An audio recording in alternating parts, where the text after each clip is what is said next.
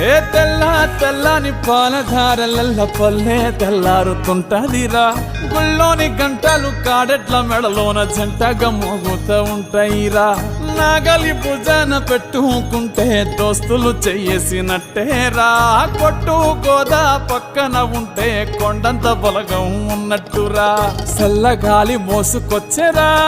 సేను శిలకల ముచ్చట్లు దారి పొడుగు చెట్ల కొమ్మలా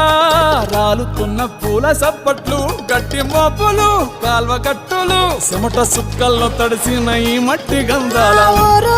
పల్లెటూరు దీని తీరే అమ్మ తీరు రంగులోన దాసి పెట్టి కొడుకుకిచ్చే